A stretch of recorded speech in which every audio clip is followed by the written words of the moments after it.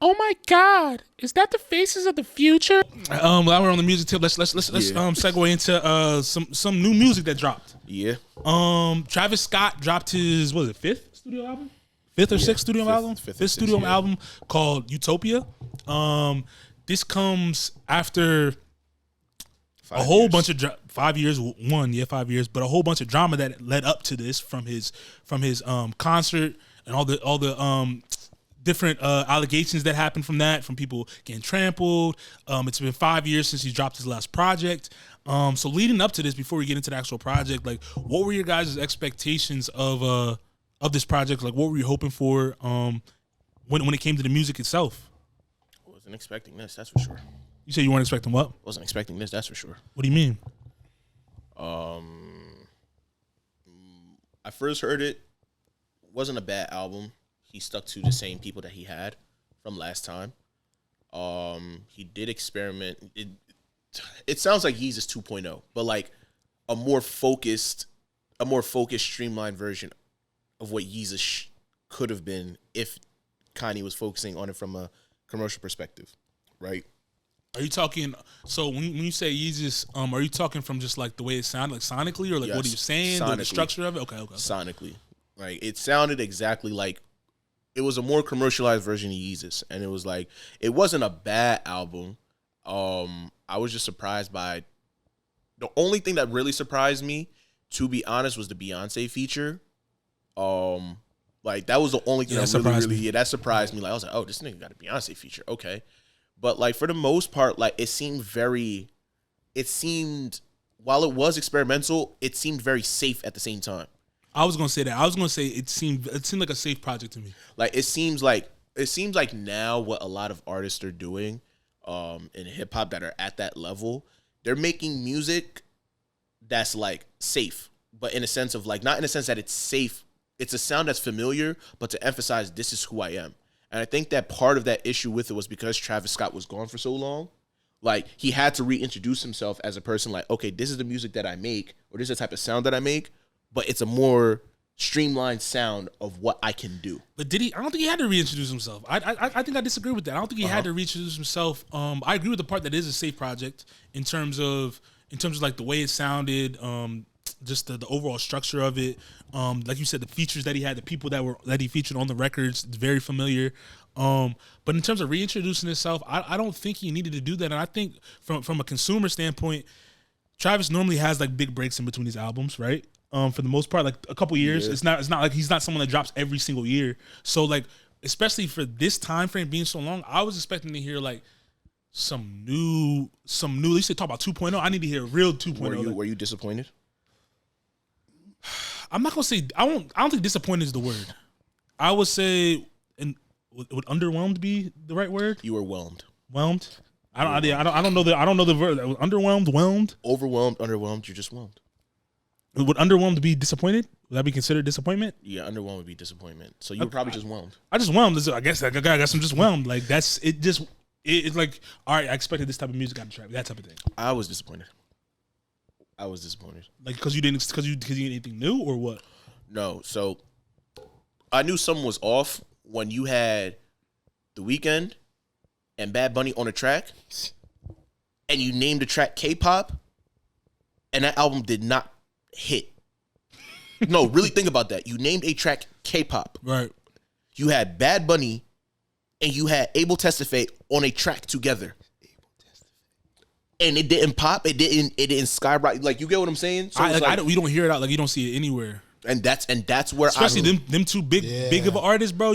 Them three big of an artists, bro. That's when I knew something was off. Was this project marketed pretty heavy like that? Or? No, like the marketing of it was obviously like there was he used a briefcase to bring certain artists around to show who was on the album, but at the same time, it was kind of just like it didn't feel big the way that it should have been. Yeah, like, it wasn't in like Astroworld was. Like it wasn't in your face. When Astroworld was being dropped, Astroworld was marketed, and Astroworld was, you felt Astroworld was going to be big. Was that because Was that because he is getting like sued and stuff? Like he can't do as much. Like what I'm just asking. Like in terms of like the business side, like was he not able to do what he want to do because of all the allegations that are surrounding him, or was that nothing to do with it? Nah, I don't think so. I just think that for him, he probably should have marketed it better, and he probably should have made a sound that was going to be an album that was going to be big. Because it's like because I'm looking at Travis, and this goes back to my Uzi conversation. It's like when it goes back to Travis, right? Travis can sell out.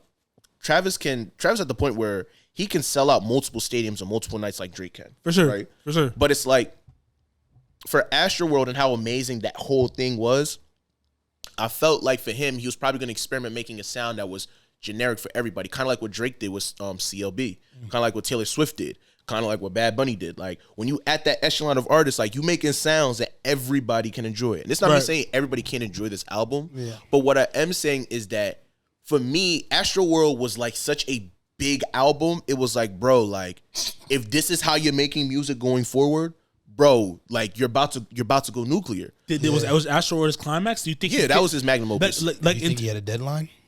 Oh, for the project? Yeah, but it's been 5 years though. Yeah, I think about that point, it's not really. And he was marketing that mid Astroworld. Yeah. Like people were stuck to Utopia for a minute. Yeah, it's not like it's been out there. Like people knew Utopia was coming. They just didn't know when. Yeah, and like I think Moose. Correct me if I'm wrong. You're thinking more so of like this last, I guess, window of 4 to 5 months where it wasn't really pushed like that, as opposed to like you would see an album where like you would see stuff happening. Maybe like Tyler did his, or like the way when Drake was rolling out his album, or whatever it is. Is that what you're referring to in terms of wasn't marketed properly? It doesn't. It's not even just that. It was just more so. Well, yeah, partially because with Astroworld, you can kind of just tell like the whole marketing concept of like, yo, he had his head marketed everywhere. He made an Astroworld, like he made an amusement park, like he made it an experience. That was different, bro. Yeah. That was different. And my thing is here is like Utopia, which the whole thing kind of makes sense in the sense of like you build your own Utopia, whatever it is. Like when you go through the album, the storytelling's cool. Yeah. But it's like even in that, there was still no marketing in how you did that. There weren't so many like visuals. There was like I didn't see like I was expecting like normally with Travis stuff you get like a whole package around like the music, right? Like I don't feel like we got we had a couple like brandos that have nothing to do with the album, but it's just like I was expecting like more. Yeah, there wasn't. That's what I think that maybe I was underwhelmed. Who knows? I think for him, he was relying on the fact that he's already big enough to make the shit pop. Like, but I hate when artists do that, bro. Me personally, I hate when artists do that because it's just like the reason we love you is because you do all of that. You package things properly. You package, not even just whether it's packaging, whether it's you do a certain thing, and that's why your fan base or your listeners like love you as an artist. It's like, why would you go away from that? Even if it's something different that you're putting out to the world, why would you go away from, I guess, like the structure or the way you normally present things to your audience, because your audience is going to expect it. That's why I asked the question about was Astroworld like his peak, because how hard is it to top something like that? That's a big budget just doing that. But it's not. But sometimes it's not even about how hard it is, but more so about how much effort you make into that. Like my thing is that Astroworld, you put effort into that. The marketing around it was incredible. And my thing was that, like I said, because of how big Astroworld is, I feel like a lot of times artists underestimate certain things like the consumer. It's like, you can't tell me you made a marketing plan for something like Astroworld and then you disappear regardless of what happened, you disappear for 5 years. And the biggest thing about the marketing is that we see your features with briefcases. Right. Like that don't like, as I didn't even see that personally.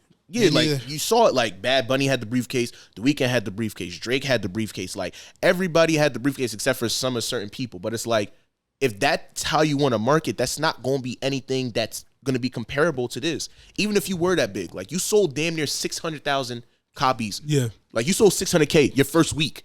And that's not me saying he's not going to do the numbers here, because this is going number one for sure. Oh, yeah. But what I'm saying is that you could have been so much bigger had you put the effort into marketing and not underestimating the fact of you're already big. I mean, do you think, I want both of your opinions, do you think his heart is in like music, that's his main focus? Or do you think his main focus is somewhere else in terms of all the other stuff that he does?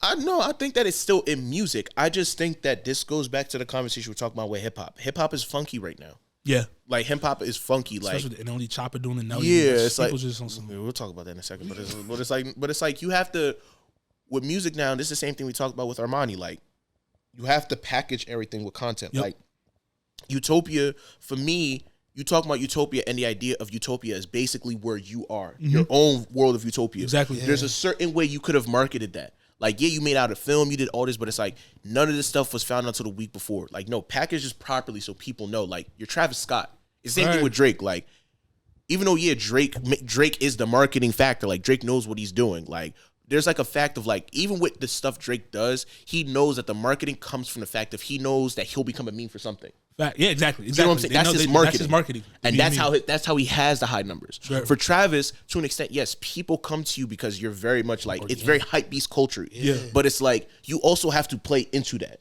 Like, Exactly. I can't just pop up one day and find out, okay, you're coming out with an album 2 weeks before, and you have controversy about playing shit in Egypt. Especially with, like you said, the point you just made about being the hype beast culture, like, that's not how they operate in the high speed culture. You got to give them a little teaser. You got to like, all right, this is coming. Oh, people know. Oh, if you think about like a sneaker drop, like when you compare that, like the way they drop sneakers, it's like, oh, such and such said a new version of this is coming out. People were like, all right, is this really coming out? Then they tease it. They show a picture of it.